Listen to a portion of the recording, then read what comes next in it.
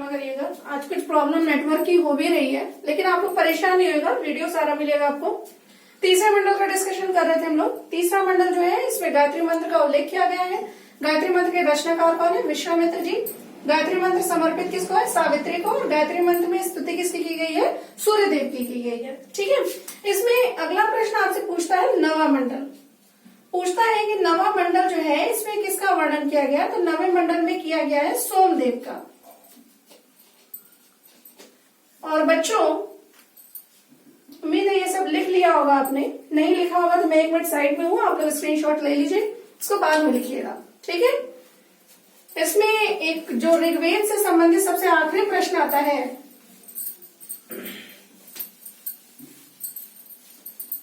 वो आता है 10वें मंडल का।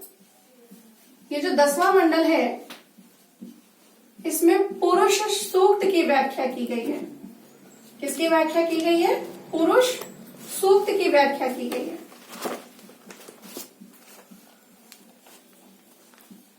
अब ये पुरुष सूक्त क्या होता है? तो पुरुष सूक्त का मतलब होता है वर्ण व्यवस्था का वर्णन करना। किसका वर्णन करना? वर्ण व्यवस्था का। ठीक है, ऐसा मानते हैं कि हमारे समाज में जो वर्ण है, जो जातियां बनी है, वो ब्रह्मा जी से उत्पत्ति मानी गई है। और ऐसा मानते हैं कि जो ब्रह्मा जी हैं इनके 4 अंगों से 4 वर्णों का उद्भव हुआ है। पहला सिर से, सिर या मस्तक से ब्राह्मण की उत्पत्ति मानी गई है।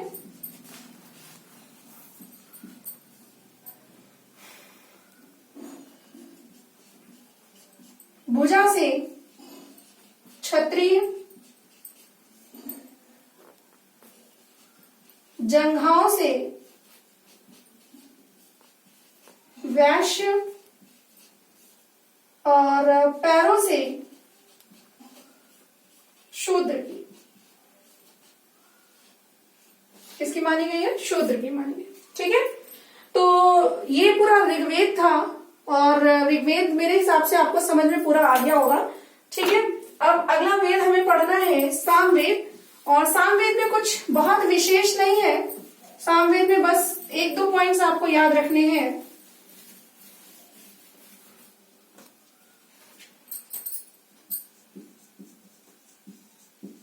सबसे पहली बात तो ये है कि इसे संगीत का जनक वेद कहते हैं। क्या कहते हैं? इसे संगीत का जनक वेद कहते हैं। ठीक, क्यों कहते हैं? क्योंकि 7 सुरों की उत्पत्ति इसी से मानी गई है। ठीक है, 7 सुरों की उत्पत्ति इसी से मानी गई है। ठीक, और एक इसमें जो लास्ट पॉइंट पूछता है सामवेद में, तो इसके मंत्रों का उच्चारण करने वाले पुरोहित को उद्गाता कहा जाता था। क्या कहा जाता था? उद्गाता कहा जाता था।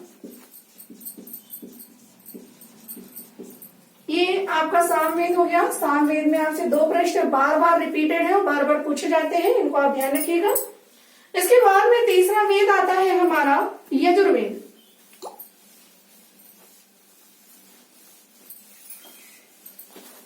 मित्रों,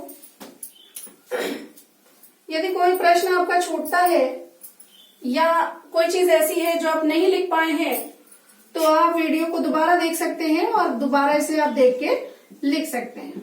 यजुर्वेद, इसमें कर्म कांडों से संबंधित मंत्र है। कर्म कांडों से संबंधित मंत्र है।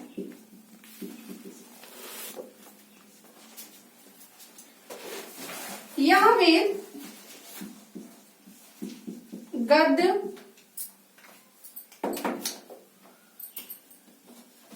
और पद्य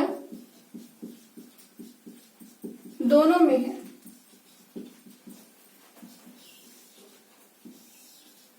देखिए, जो गद्य यजुर्वेद है इसे हम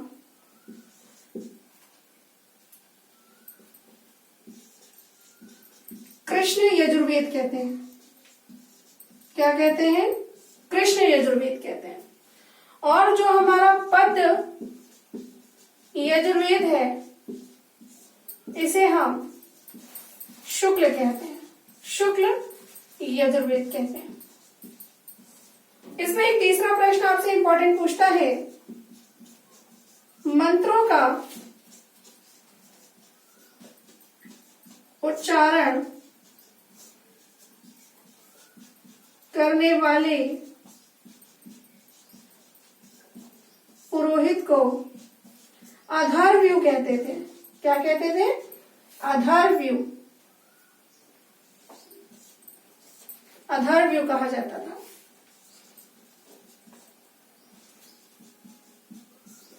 कुछ लोग गद्य यजुर्वेद में शुक्ल लिख जाते हैं और पद्य में कृष्ण लिख जाते हैं। देखिए, इसको याद रखने का तरीका क्या है। जो गद्य है, शुक्ल आचार्य रामचंद्र शुक्ल जो थे वो गद्य से संबंधित थे, तो उल्टा लिखेगा। कृष्ण हमेशा पद्य की रचना करते थे, मतलब गाते बजाते थे, इसलिए कृष्ण उल्टा होगा। गद्य यजुर्वेद को कृष्ण यजुर्वेद कहेंगे, पद्य यजुर्वेद को शुक्ल यजुर्वेद कहेंगे। ठीक है। और इसके बाद में सबसे आखिरी जो वेद आता है वो है हमारा अथर्ववेद। कौन सा वेद है? अथर्ववेद।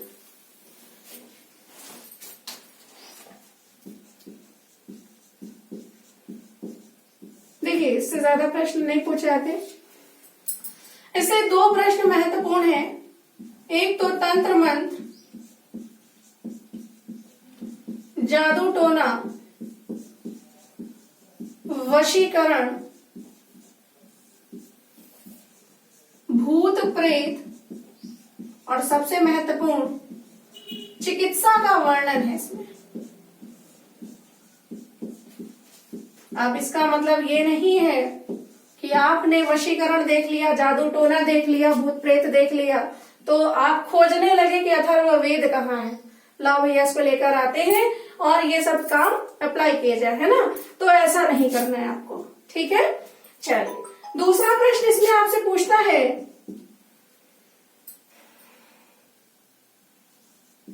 इसके मंत्रों का उच्चारण करने वाले पुरोहित को ब्रह्मा कहते थे। क्या कहते थे? ब्रह्मा, ब्रह्मा कहा जाता था। ठीक है।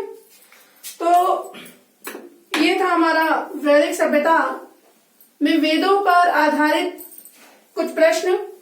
वेद का कंप्लीट टॉपिक हो गया है और वेदों से संबंधित इस टॉपिक को पढ़ने के पश्चात वेद से एक भी प्रश्न आपका नहीं जाएगा। इसको पूरा पढ़िएगा और जहां पर जो चीज आपको ना समझ में आए उसे कमेंट बॉक्स में लिखकर जरूर बताइएगा। और एक चीज जरूर कहूंगी कि चैनल को लगातार देखिए, चैनल को आप सब्सक्राइब जरूर करिएगा और उसके बगल में एक बेल आइकन होता है उसे ऑन कर दीजिएगा। इससे जैसे ही वीडियो अपलोड होगा वैसे ही आपको एक नोटिफिकेशन आ जाएगा।